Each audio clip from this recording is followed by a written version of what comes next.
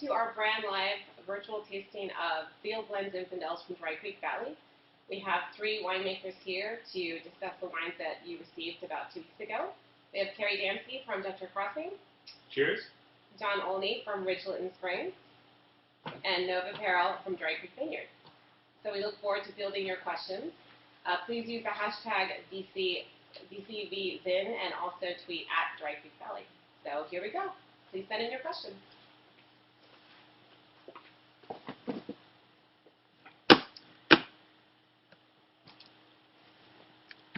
So do you want to just introduce yourselves one more time and say a little bit about the wines real quick while we're waiting for the questions to come in? Sure. I'll start Dutcher Crossing. I brought today a field blend from, we call it Bernier Cyberry. Paul Bernier, we all know, and is a sort of a heritage Dry Creek grower of Zinfandel. It's sustainably / organically grown, although I don't think it's certified. But it's a blend that is just barely legally defined as Zinfandel. It's 75% Zinfandel, 10% Carignan, 10% Petite Sirah, and then 5% Matero, or as Don and I were just saying, the other name for Matero is Mourvedre. That's the wine I'm going to be talking about. It's 2012. And I've got the 2011 Lytton Springs, which is a wine that Rich first came up to Sonoma County and Dry Creek Valley back in the early 70s.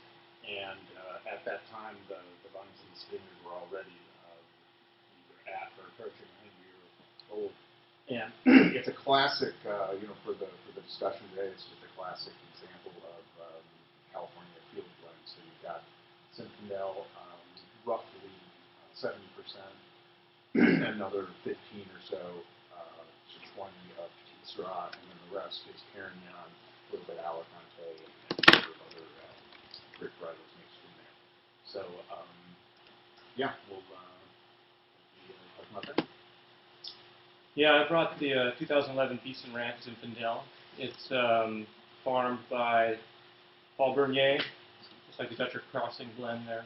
And it's certainly an old vine vineyard. It's one of the oldest vineyards in Dry Creek Valley. It's 1880s, 1890s. And again, it's certainly a field blend.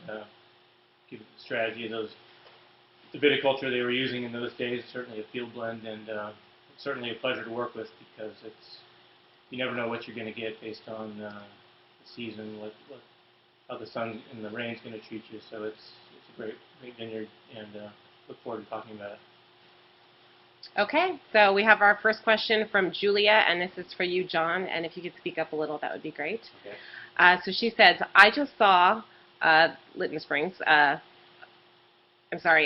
40 inches above average, 40 degrees above average growing season in 2011. Did that make it a nail-biting season for you guys?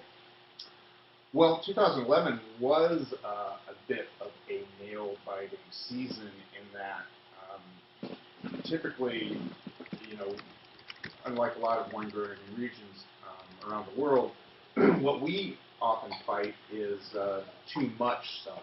And in 2011, it was sort of looked like London, every day for about 2 months running.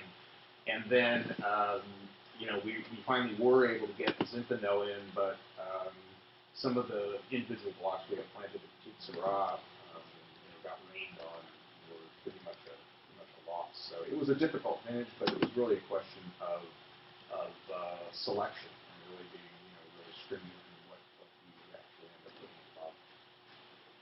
Okay, and I'm sorry, she meant inches of rain. Oh, right. Yeah. Yes. Certainly. It was 2011. This could be for any of you guys, so perhaps Kerry can answer this. What do you consider to be the unique characteristics of Dry Creek Valley Zinfandel? And this is from Tom in Seattle. Hi, Tom in Seattle. It's interesting. The Dry Creek Zinfandel is grown in many, many places, and I think iconic Zinfandel meets these requirements. It needs very warm days, which Dry Creek especially the northern part of Dry Creek has. And then what makes Zinfandel just ideal is very cool nights. And it's not unusual in the summertime to get down into the high 40s. So you have these huge diurnal swings of temperature, which keeps acidity where Zinfandel needs it to be. And then you layer in the importance of soils, different types of soils. You know, the valley floor is going to be a heavier clay. And then most of these wines are made from more hillside benches where you have very good draining, and that means that because the Zinfandel grape tends to be a little plumper, you get smaller berries and more concentration.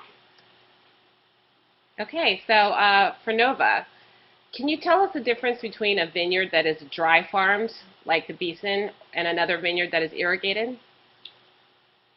Well, I think it'd be a challenge if you were to put two wines together side by side and do a blind. I think, or several wines, to put them side by side and do them blind to say this is definitely dry farmed. I think you'd probably trick a few people. However, just like what Kerry was saying, you know, there's a vineyard that is forced to put its roots down deep into the soil. It's just constantly chasing the water, especially on drier years like the one we're experiencing now.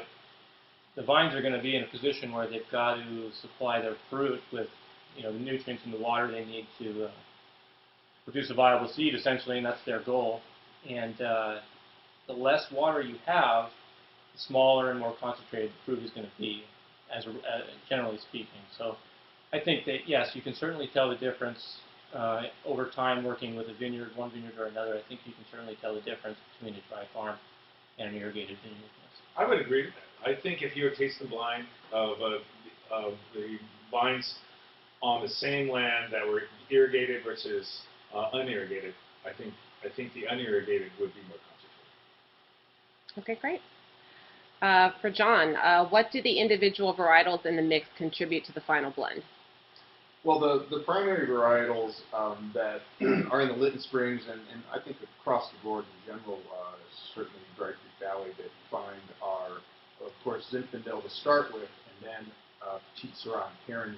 So, you know, going with those three, Zinfandel is really, you know, one of the great attributes of Zinfandel is it just has this beautiful fruit to it. So that's where sort of the fruit and the ripeness comes in, because Zinfandel will, for a number of reasons, is a great varietal that tends to be very high in sugar when it's thick. And then if you move on to Petite Sirah is really where you get all of the color and some really nice tannic backbone for your wine. And then Kerry is,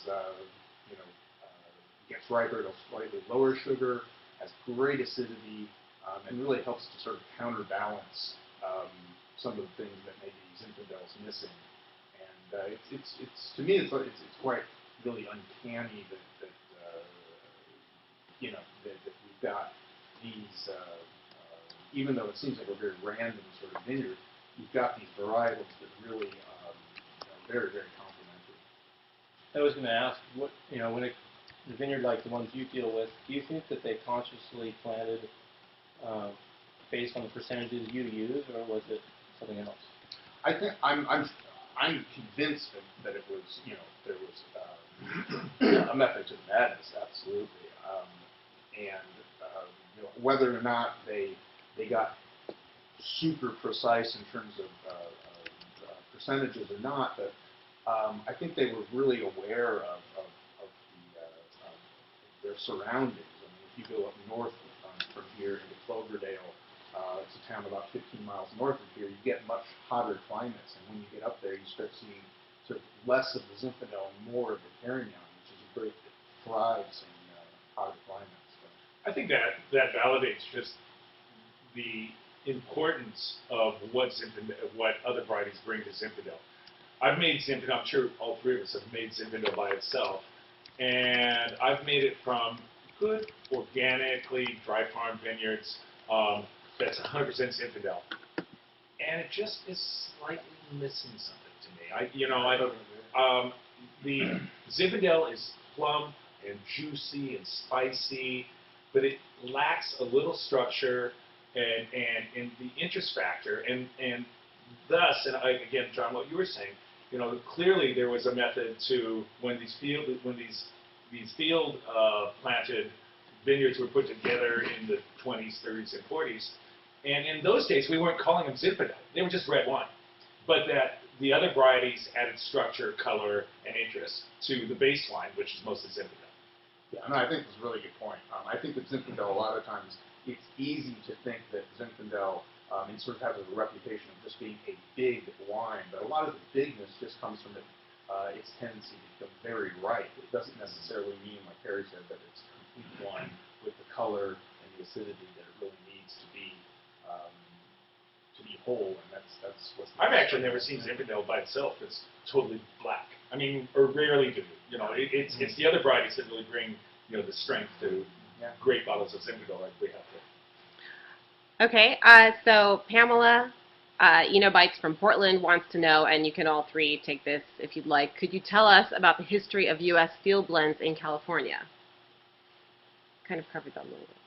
Well, one thing that was funny that I was taught when I worked at, I was an assistant winemaker at Mount Eden Vineyards down in the Santa Cruz Mountains for 4 years, and Jeffrey Patterson, who's the winemaker there, taught me was that the reason why Zinfandel was chosen in the first place for these old vine, what we call old vine now, why they were chosen in the first place, is because they're the one Vitis vinifera varietal that is fruitful in its second bud. That's unique to Zinfandel, and the thing about that is we have a lot of frost. Back in those days, they didn't have any way of any frost protection. So if you lose your primary bud to a frost, like a Cabernet, you're likely not to get any fruit from that bud that year. But the secondary and tertiary buds of Zinfandel are actually fruitful. So even if you lose that bud to a frost, you'll still get a crop. So getting back to what Kerry said, that it's, Zinfandel by itself is not a great varietal, it's not whole by itself. It's a great varietal, but it's not whole by itself. That's why the majority of the vineyard, I'm speculating, that's why the majority of the vineyard was planted to Zinfandel, and then backed up with some of these other varietals so that on a really good year, where there was limited frost, you'd have a great blend, but you're always guaranteed to get some table grapes and some wine out of your land. Yeah, I mean, it's a great question. I mean, I think the history, unfortunately, I think there's so much about the history of basically grape growing in California, certainly in Dry Creek, goes back to the 1850s at least, and there's so much that we don't know. I've poked around in old newspaper clippings and books from time to time, and I think one of the interesting things is that what I've noticed, at least in this area, was that what you do find is that Zinfandel already, from the very beginning, was planted here. And it was the majority grape. And there's the other thing that's to me really amazing is that even back in the 19th century, there was just about as much acreage planted here to vines as there is now. I mean, that was without all the machines and conveniences we have.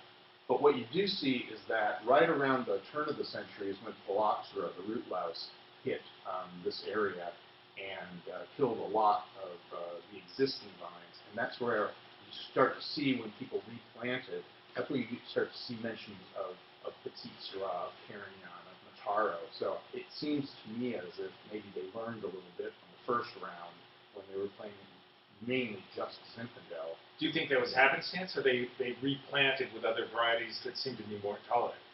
I think they replanted with grape varietals that they thought would help Zinfandel out, because perhaps, like we were saying, they were experiencing the same thing. Zinfandel maybe on its own. So they replanted maybe in a sense of opportunity to make a better field blend. Exactly. Because again, they weren't calling it Zinfandel. It was, at that time, it was red. Yeah, red wine. Yeah, it's red wine. So we have a ton of questions coming in, so hopefully we can try to cover them all. So a good follow-up. This is from Wine Julia in Willamette. Valley. She said, do you make field blends with each vintage? If not, what makes one year better than the next for field blends? I'll start with that. I do make field blends every year. And the interesting thing about field blends is I had to think about this when I started working with Zinfandel vineyards, in that was I going to pick the grapes separately and ferment them separately and blend them, or pick them as a field blend. And I've done it both ways, and by far the best wine is when you pick everything together. Now that means, let's say, if you have Zinfandel and Petite Sirah and Carignan and could be Alicante Boucher, Zin is probably going to be the ripest. So, but Carignan or Matero or Mourvedre is going to probably be the least ripe. So when I go into a vineyard, I have to wait until the Matero has some sense of maturity. And by that time, Zinfandel is very ripe. I don't know, John, how you... No, I think it's an excellent point of just... well, first I agree with Kerry. I've made Zinfandel and the other varietals separate, and then doing co-fermentation where we pick them all together. And I greatly prefer the results from harvesting them together. And it is a bit of a trick, and Mataro probably, to me, is probably one of the only exceptions actually, because I think the Carignan and Petite Sirah and Zinfandel, even though they are ripe at different sugar levels, physiologically they're sort of ripe more or less at the same time. Right? Again, is kind of a, to me, part of the genius of all the different grape varietals that could have been chosen. And a lot of times you don't have a choice. Like the Beeson Ranch, we haven't taken the time to either have an amphilographer identify the vines or do any genetic testing, so we pick a block and we harvest that block, and whatever's in there is what's going to go in the fermenter. So, right, all those points about the different varietals, and then we have the situation here where you just, when it's, you walk the block, you get a sample, you make the decision to pick, and what you got is what you got. So the next question comes from Frank in Virginia. He has a blog called Drink What You Like, and we will have Nova answer this. The term old vine Zin is used often. Some vines in Dry Creek Valley are over 100 years old. Is there an exact age that designates old vine? Well, the easy answer to that is no. Not that I know of right now anyways. I know that people have different perceptions of what qualifies as an old vine. A lot of times, for me, I look at usually the trellis system is the identifier for me. It's really interesting to get out in the vineyard, quote-unquote old vine vineyards. You can look at the trellising. You can look at the true old vine vineyards that I've seen have no support posts, no post anymore because it's long rotted away and the vine is supporting itself. And you'll find head-trained vineyards that we planted in the 70s that have a pressure-treated type wood, and then you have others that still have like the old redwood posts. You can determine the age of the vineyard by looking at the trellising system used, and that follows all the way up into more modern trellising, the wires and sprawls, and they all have their window of opportunity. So, if it's head-trained and it's old, if it's more than 25 years old, sure, I think that would qualify. It's really interesting though to look at the trellis, and that'll tell you how old the vineyard is. A follow-up question from Frank in Virginia. He said, history question, see Dry Creek Vineyards plantings date back to 1882. What's the first recorded planting in Dry Creek Valley? Does anyone know the answer to that question? I might say something like what Kerry said, maybe 1850, or did you say probably 1850, something like that? You see mention of it, you go back to the library and look in the old Pittsburgh papers. Okay, Grace from Napa asks, is there a trend toward lower alcohol Zins in Dry Creek Valley? I noticed these are all under 15%. I would say not necessarily. Although, I've personally changed my outlook on Zinfandel and what it needs to be, just in watching them age and from these field blend and unirrigated vineyards. A lot of it has to do with the vintage. and we're in yet another drought year, which we had in the in the early 2000s. We had quite a few drought years, but I think Zinfandel actually tastes better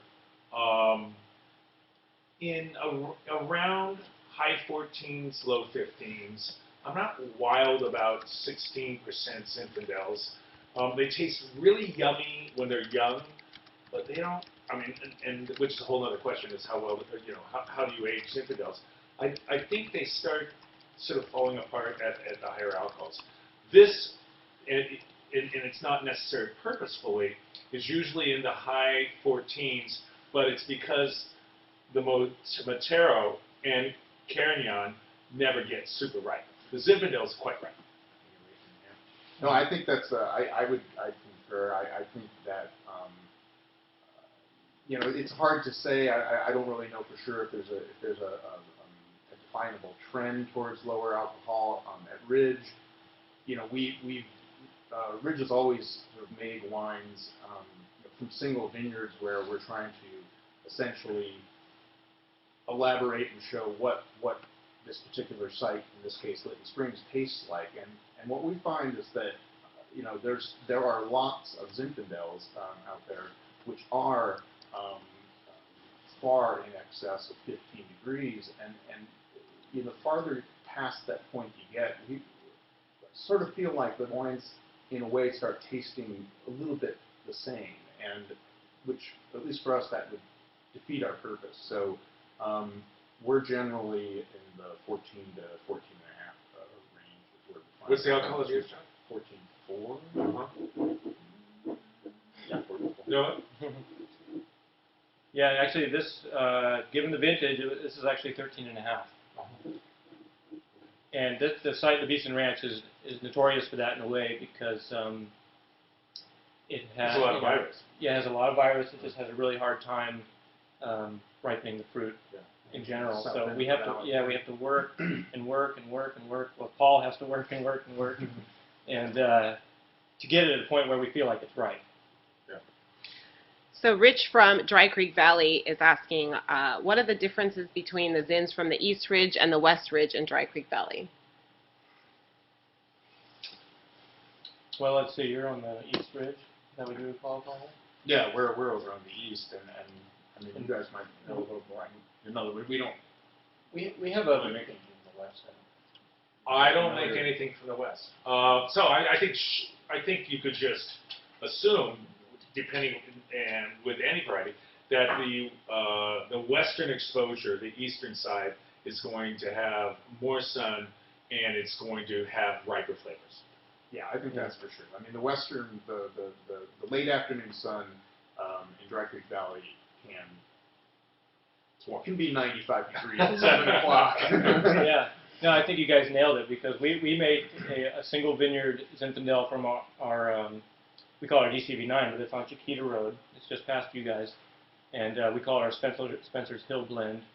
And it is very supple, very, very rich Zinfandel type stuff. And this Beeson Ranch is on West Dry Creek with eastern exposure, so much cooler, like you pointed out. And it's much more nuance driven. It's got much on the red fruit side, and it's got acid, and it's got lots of structure. That's for us, that's a very clear distinction and a perfect reason to do with single vineyards because you've got the same valley, the same varietal, totally different wine styles. Tara from Fort Lauderdale, she's asking the other wine bloggers, and so we might as well pose the question to you all as well. What's everyone eating while tasting, drinking these wines? So could you name a couple of food pairings that you feel would go well with these particular wines? Barbecue. Barbecue. Somebody's eating barbecue. I'm a huge lamb fan, so that's kind of my go-to place. Yeah, all kind of. In fact, we in the past even not sure if it's on our label copy anymore, but we used to make food pairing suggestions, and they were very much meat based, and or a hearty vegetarian, I guess, if you're a vegetarian. But barbecue, roasts, things that have some, a lot of flavor to go with the Zinfandel. I'm gonna, if I can add, Anne, Mhm. I'm gonna take a leap and say Indian food. Ah. And then maybe it's because I make Zinfandel in India. Actually, this is sort of a funny story. My friend Rajiv Samant, who I'm the consulting winemaker at Sula outside of Mumbai, and all of the Zinfandel in India, which is probably a couple thousand acres, came from a little suitcase that he and I cut. But Indian food, because of its complexity, actually Zinfandel goes really well with Indian food. Great.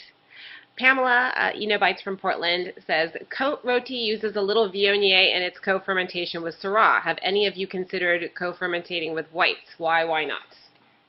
Well, we don't put it on the label because if we put every varietal that is in the vineyard on the label, it wouldn't fit. But whites were actually always a part, and still are. We have whites mixed in with the at Lytton Springs, as part of the vineyard mix. I think the difference, at least in terms of Côte Rôti, is that the whites that were classically planted in these old vineyards were not things as aromatic and would have that much impact in terms of the flavor like Viognier does with Syrah and Côte Rôti. Instead, you have things like Palomino and Burger and these sort of things which the best theory I've got going is that they wanted to, get a little more acid in the wine. Unless you guys have I don't have any vineyards that have any whites, but I've seen it before. Yeah, it seems pretty common. We work with a couple old vine vineyards that have whites, and you're right, the aromatics of Viognier make it logical to use, but you're also correct that the whites that are in these old vine vineyards don't bring that to the table so much. A lot of times it's, I picture it like the old timers were, doing the harvesting and then harvesting the red and eating the white to keep their energy up or something like that, because it doesn't make a whole lot of sense, and it's a bit random. So maybe, who knows, maybe the cuttings got mixed in together when they were doing the planting or something like that. I think with Syrah and Côte Rôti, Syrah can be meaty. I'm not sure that Zinfandel needs, an elegant addition, especially with the other varieties that are already interplanted. We actually just replanted a block of vines at Lytton Springs, and we did it to a mixed varietal, and we included about 3% white as a nod to tradition. What did you put in? We put in Burger and a little bit of Roussan and Grenache Blanc. Yeah. So shifting gears a little bit here, Drink What You Like from Virginia asks, each of these inns are closed with a real cork. Any closure trends emerging in Dry Creek Valley, for example, synthetic, screw cap, probably specific to Zinfandel? Or in general? Well, we're not working with any screw caps with our reds. I know that, I think if you were going to go to an alternative to cork, I would go from cork to screw cap and forget the synthetic material. Yeah, I agree with that. And I know that there's a lot of work being done with creating a screw cap that will let in a certain amount of oxygen, so you can perhaps age the wine. Zinfandel might be a great candidate, and I know a lot of people are obviously bottling Zinfandel with a screw cap, but, because Zinfandel can be challenging to age. So we're not working with it, but there is probably potential there. Yeah, I have experience with Zinfandel and screw cap, and it's fine. Tom from Seattle says, I'm hearing good things about the 12 and 13 vintages. How excited are you about these Zins? Any news you can share? Yeah, 12 and 13 were both great vintages. 12 was a little bit larger. I sort of likened 2012 vintage to 1997, which dates some of us. But it was a great vintage, and there was a huge crop, and everything got very ripe. 2013, quite honestly, it is a very good vintage, but the ripening characteristics for 2013, I think, were quite different than 2012. I think the wines from 2013 will be a little bit more on the elegant, pretty side versus the incredibly powerful wines of 2012. Yeah, I mean, I think I agree. I think 2012 was after having, what, 2 harvests in a row where we had severe, fairly low yields. You know, the vine tends to make it up, and it made it up in 2012. And to me, I think it was, I think the farming was really, you know, was very more critical factor in 2012, just in terms of, you know, Zinfandel, especially, well, Zinfandel tends to, you know, it can put out a fairly robust crop, and you know, the willingness to just be able to go in there and maybe drop some fruit to keep the concentration, I think, was a critical factor as well. Okay. Sorry, everybody's chatting with each other, so we're just trying to sift through this and get to the questions. I'm gonna have some more wine. Is that all right? Yes, please do. Everybody seems to be having a party. So, Rich from Dry Creek writes, how does the clay, iron, and the yellow loam influence the zins of the valley? Well, it's hard to say, I think, although it's a good observation. I think that the iron-based soils that tend to be red are excellent for Zinfandel. It seems, and again, maybe it's because those soils generally are porous to some degree, so the roots are able to go very deep and collect the nutrients they need without too much amending or irrigation. But I definitely link high iron soils with high Zinfandel quality. There's something there. The nuances of flavor are very, very distinct, in my opinion. Yeah, I think there's definitely something about, you know, of the grape varietals. I think you really do see a big difference when you go from sort of valley floor Zinfandel up to hillside Zinfandel. And hillside Zinfandel is, of course, always the more leach soils, which tend to be that red kind of soil that we're talking about. And you know, we certainly get the best quality from those kind of soils. To me, soil seems to be the last frontier in terms of our really understanding. At least for me, you know, every time I try to dig in, so to speak, to the soil and understand a little more, it's just, you know, peeling another layer of the onion off. It just gets more and more complicated. So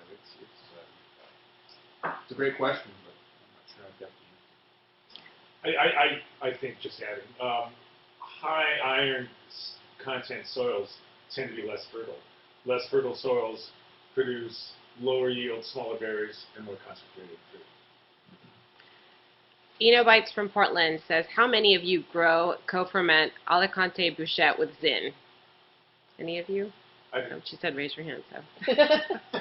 Any comments about that? Care to expand on that a bit? Yeah, I haven't made Alicante Bouchette on its own since I was in Lodi. But Alicante Bouchette is one of these wonderful varieties that has really, really dark color. And the vineyard, one of the vineyards, it's actually not included in the one that I brought tonight, but it has great color. It's sort of, it's tannic, it's monodimensional, and it's just, I think it just, everything from the name of Alicante Bouchette to its color, which is red juice, which is so cool to see. It's just a nice addition. Usually when it's in a wine and it's Zinfandel, there's not much of it. No, it's Alicante is, yeah, it is fascinating stuff, but you know, a little bit goes a long way. And I mean, the one interesting caveat I can share about Alicante, at least at Lytton Springs, is that we, our vineyard manager went through the entire vineyard and identified every single grape varietal, and we mapped it out. And all of the grape varietals were random.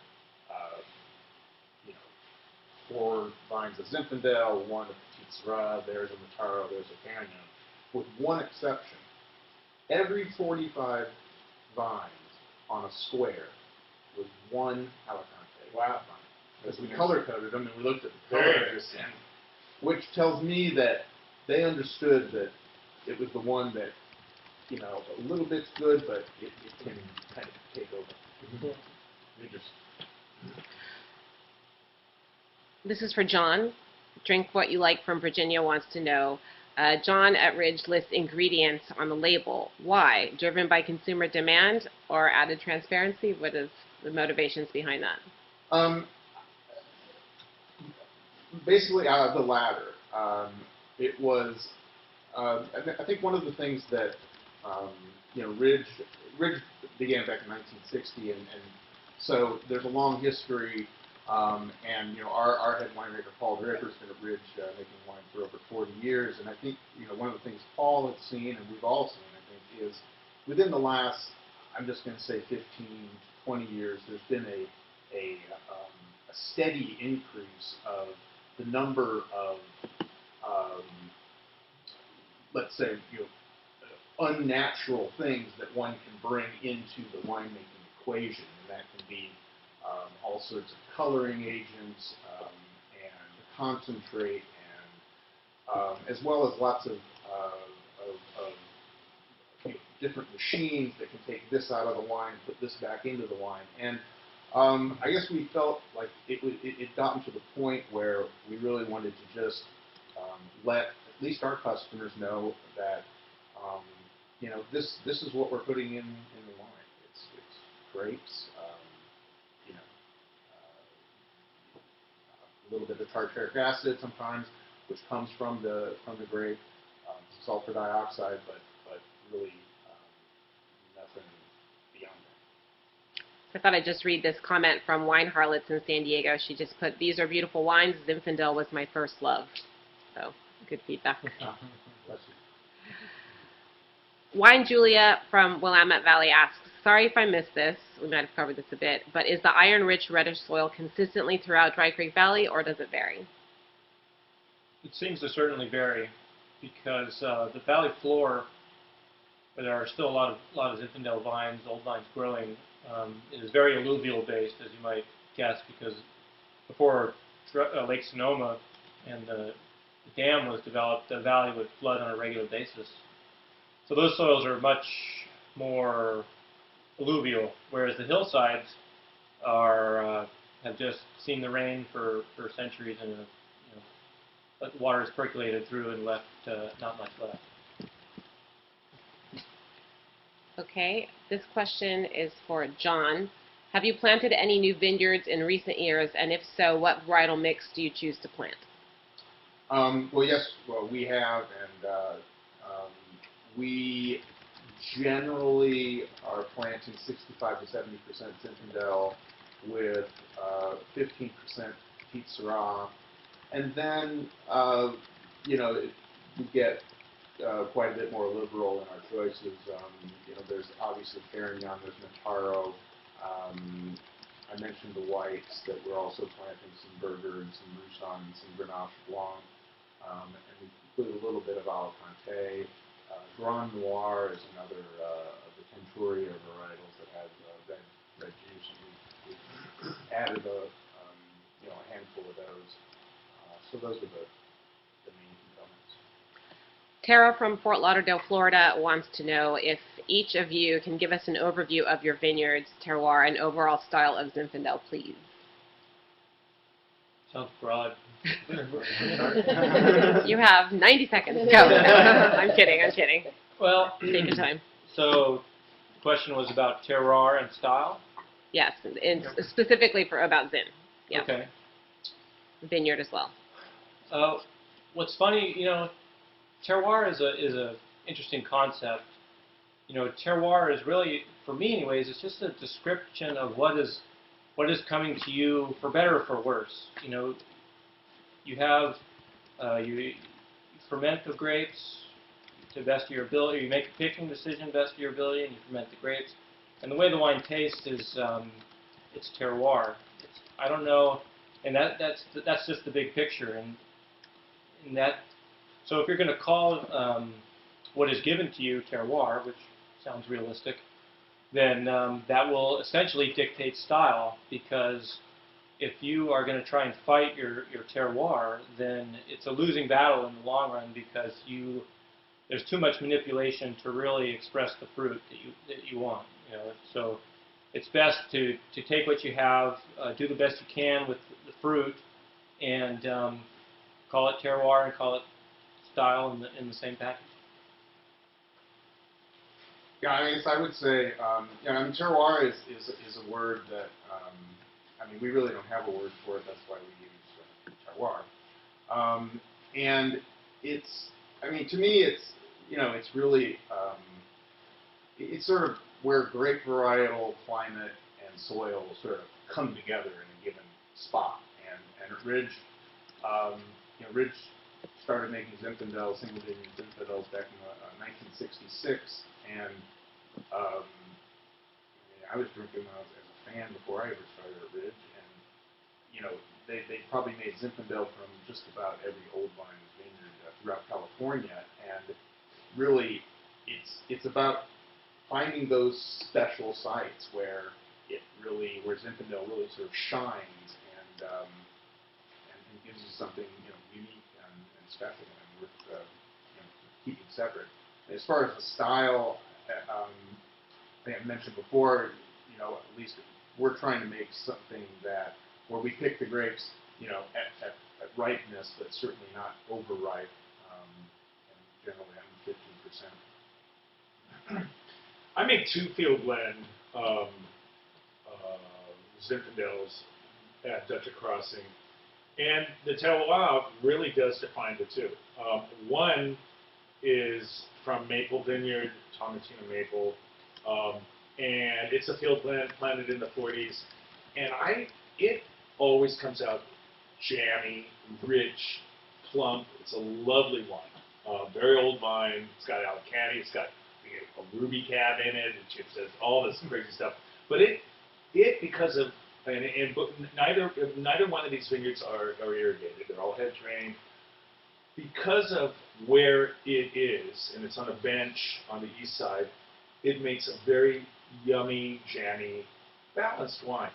The Bernier Cyberry here, which is slightly protected, also on the east side, but the soil is a little bit deeper, so hence the Kerrigan doesn't get quite as ripe. This is stylistically a lot more elegant than the Bill's Block, and I love that it can be a really elegant wine.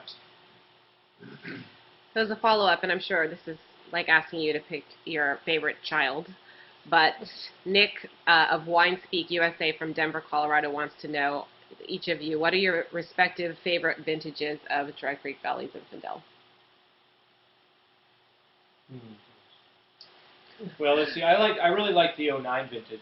I started making wine at Dry Creek Vineyard in 2008, and 09 was good for me because at that point I had worked out where all the tanks were and where how our crew operated, and I think it was a particularly good vintage for Zinfandel, for us anyways. The wines were very well received in the media, and I still enjoy drinking those wines today. And 09 would definitely be my favorite, although I think the 12 and 13 will show it to be, maybe better. I came up to Dry Creek in 1997, and I mean, to this day, the 99 vintage for me is one of the ones that I'm pretty partial to. I mean, it was a vintage where slightly lower yields, and I mean, it's one of the wines that one of those few times where you get sort of power and finesse in the same wine. And so for me, that's always been a pretty special one. Although I also like 2007 for some of the same reasons. And I'll venture off, a little bit earlier. As a winemaker that in the past sort of believed, and I still believe with some varieties, that bigger is better, I learned from vintage 2011 that bigger doesn't have to be better.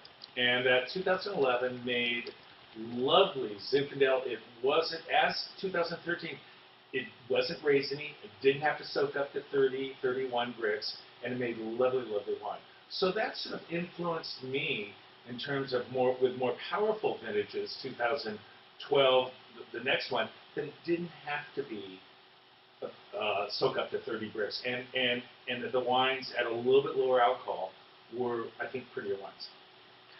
So Julia from Willamette has a follow-up question for Nova. So was '09 considered a hotter than average year like it was here in Willamette Valley? No, I don't remember being hot. Maybe it was hotter than average, perhaps, but I thought the course of the vintage was fairly easy to manage. It seemed like it had most of the characteristics of the heat we needed to ripen the fruit without too much early rain. And, you know, every year is different, every vineyard is different, and for us, it just really worked out well. And I can't say that it was because of one reason or another. It just was a nice vintage for us. I think they had a warmer vintage in 2009 than we did down here. It wasn't 2009 was not a very warm vintage. It was fairly average. We had rain somewhat early in October, but I would think most Zinfandels would have been good by then. Okay.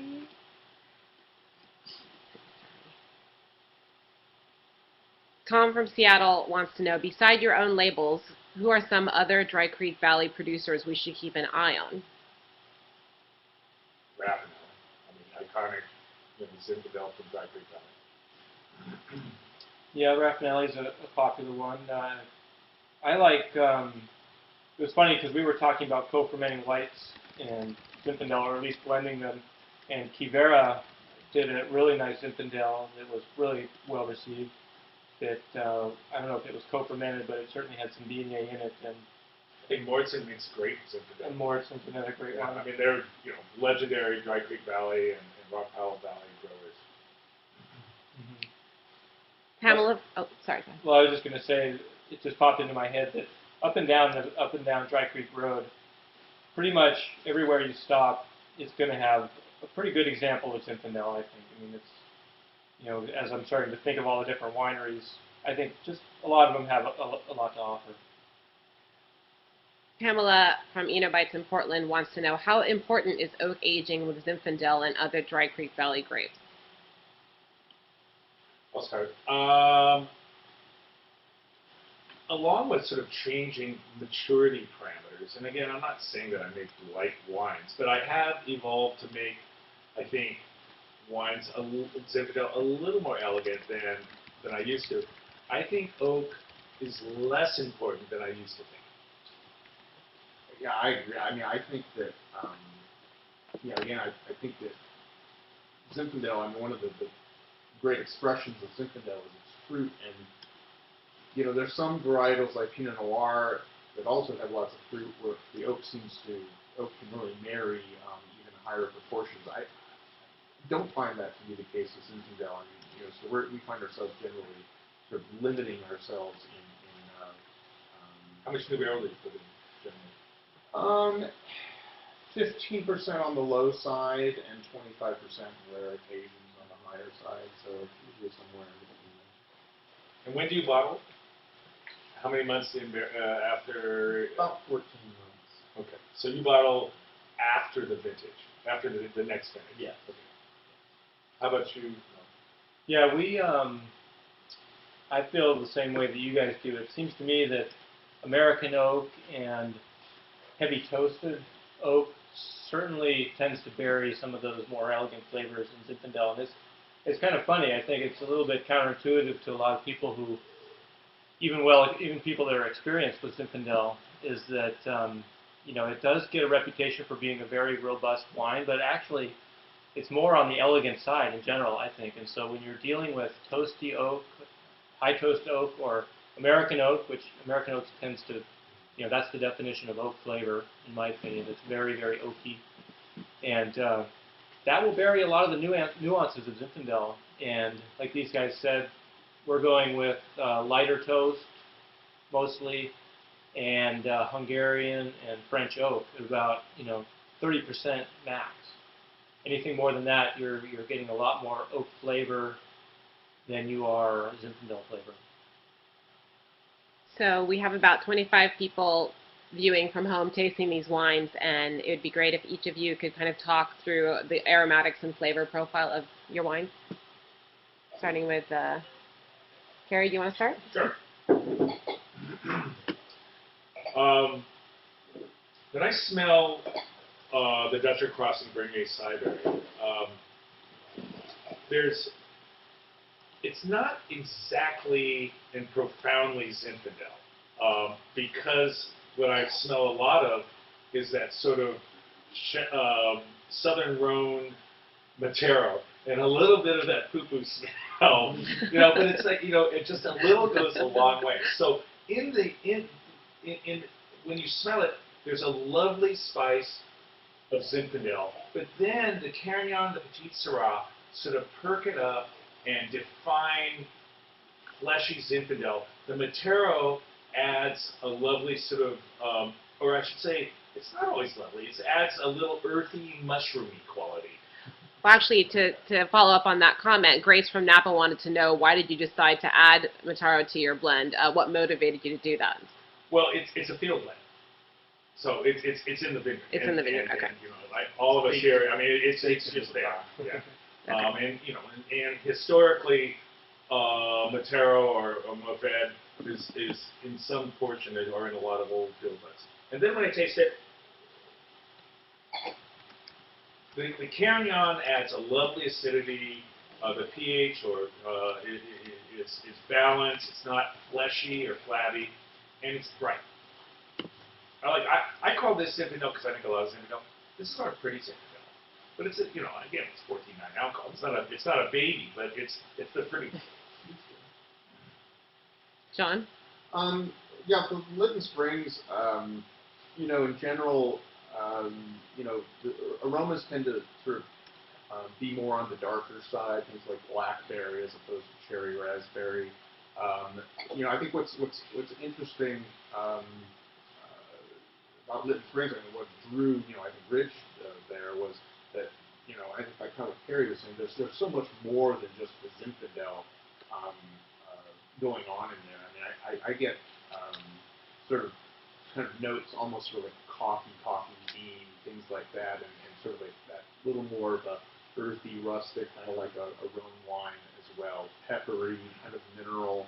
And then on the palate, Lytton Springs of Zinfandels we make has always been sort of the more tight-fisted, actually ageable wines. Some of that comes from there's a fair amount of Petite Sirah planted, in the mix. So it has a pretty substantial structure to it, and that's one of the challenges of making wine, is really just trying to balance out that sort of that extraction with the fruit that's coming from something. Yeah, for us at Dry Creek, this 2011 Beeson is really a classic example of our Beeson Ranch Zin. Because going back to 2011, it was generally it was cool throughout the summer, and then early rains, tough ripening. So aromatically, it really reflects that in this wine. For me, it's, if you could put a positive spin on the aromatics, it's very white pepper, but to me, honestly, it has a minty character to it, which is not always enjoyable in Zinfandel, because it's a characteristic that you don't always see, but it's very faint, and that really is intriguing for me. I really like the way it smells in this wine, and it follows it up with, what I would describe as red fruit. When I discuss Zinfandels with Tim Bell, the head winemaker, I always talk in red fruit or dark fruit, whether it's red cherry and raspberries, like you mentioned, or plum, purple plum, that kind of thing. And it's definitely on the raspberry side. Very elegant expression of the vintage. So we have several questions about aging. Clifford Brown from Wisconsin says all three of these seem to be built to age. When do you think they hit their peak? We also have another question just saying, how do I know whether to cellar or drink my Zinfandel? Can you speak to those? Well, I think cellaring Zinfandel is often a challenge, I think. There's no reason why you can't improve the wine with age. I feel like a Zinfandel that has tannic structures, in the finish, if you can get some tactile character, some actual tannin in the finish, or even in the mid palate, I guess, if it's there, I feel that's for me is a good indicator that the wine is able to age and will improve.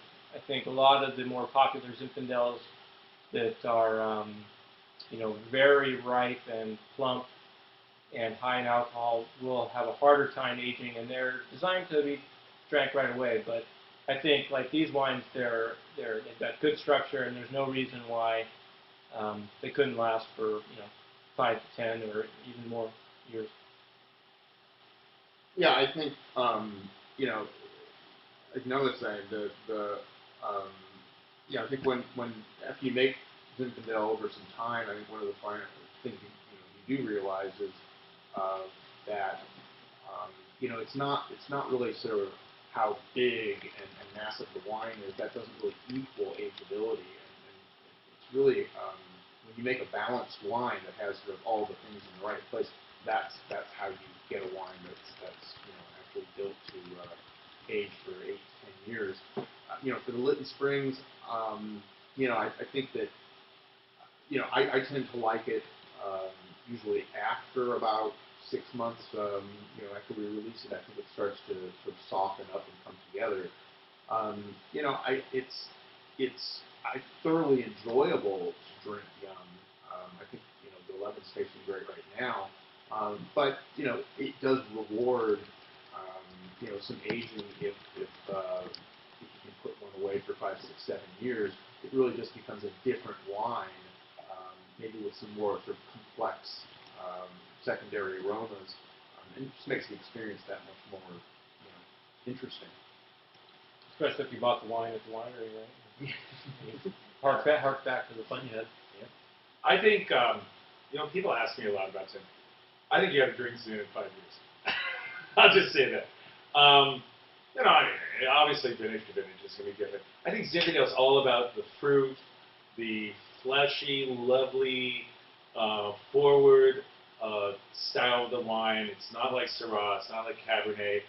And when the fruit starts fading, I think to me it's not as enjoyable. So I like to drink Zinfandel. Maybe it's 5 or 6 years, but 7 years. But when people ask me, I say drink it 5 years from the vintage. You'll enjoy it. Mm-hmm. It's an interesting follow-up from Wine Julia. She says she's excited to save a bit of these and try them again tomorrow. Do they typically open up and soften with time after they've been opened, yet maintain acidity? I think they do open up. Yeah. Mm-hmm. And you'll certainly maintain the acidity, because I think the acidity is not likely to diminish overnight. And yes, a lot of times wines the next day taste better. Yeah, especially when they're young like this. Yeah. I wouldn't worry about that at all. So Randy of Now and Zin would like to know, because these are all 3 oaked, wants to know, are there any unoaked Zinfandel from Dry Creek Valley? I don't know anything from Dry Creek. Lots from Lodi. Yeah, lots from Lodi. It's there's the oak or Zinfandels can be unoaked in the sense that they're in neutral barrels. I mean, the value of the barrel, a lot of the value of the barrel is aging the wine. I mean, you're getting very minute interactions with oxygen and these phenolic compounds, or polymerizing and all this good stuff. And the barrel is a valuable tool to take the wine from a youthful Beaujolais bubblegummy liquid to something that has complexity. It's not that it imparts oak flavor only. It's a very valuable tool for aging. So without the oak, you have a very immature wine. Even if it's, if it sits in stainless steel, for example, it's going to be immature and not very much fun to drink. So neutral oak Zinfandel is probably common. Okay. For Kerry, so why not just keep Zinfandel as 100%? Aren't certain fruit-forward varieties like Pinot Noir better by themselves? We sort of touched on this. Zinfandel, as we were discussing, is a little simple in that it's fleshy, it's mouth-filling, it's enjoyable. To give it some level, a greater level of interest, I think that the Petite Sirah or the Carignan or the Mourvedre, or again, what we're all talking about here in field blends, lends interest, longevity to it. Well, I just said you drink them at 5 years, but it adds a level, I think, a level of interest and sophistication. Pinot Noir is one variety, just contrary to that, that really doesn't lend itself to very much blending. Yeah, no, I agree. I think there are varietals that will play in the sandbox, and others that won't. And like Sirah and like Pinot Noir, trying to blend those is the very dominant varietals. Whereas Zinfandel really, really benefits from the additions that the complementary And varietals. Cabernet was just Syrah. There's a lot of people who do that. Well, we are just clocking in at an hour now, so I think it's time to wrap it up. Any last comments about field blend Zinfandel from Dry Creek Valley? Well, it's funny that, just the previous question, I think is a good way to end it. The wine, Zinfandel is just better when it's able to be mixed, especially in a field blend with some of these other varietals. The wine is just better, and I think we're really lucky to have access to these vineyards. Someone had the wherewithal not to take them out, and they make a better wine for it. Okay, well, any final thoughts from you? Yeah, I guess just lastly, when we think about just appellations, and as we go 50 years ahead, 100 years ahead, I think Dry Creek will always be known for iconic Zinfandel. And we've learned that. It's been here for 100 years. It will continue to be one of the most important varieties of Dry Creek Valley. Yeah, and the other thing I would because say, it's so good. Why would you plan anything else? Yeah. But I think that one of the things I've seen, and I think this is sort of a trend, is I see a lot more people who are much more adventurous than we used to be, in the States in terms of if it didn't have a varietal name on it, people kind of shied away from it, and I think we're maybe entering the age where we're willing to embrace wines that come from any number of mix of varietals, and if it tastes good, then it works. Okay, well, I think that wraps it up. Thank you for everyone that participated and for sending in such interesting questions. We hope this was fun and informative, and we look forward to having you at the next Grand Live virtual wine tasting in Dry Creek Valley. Thank you. Thanks.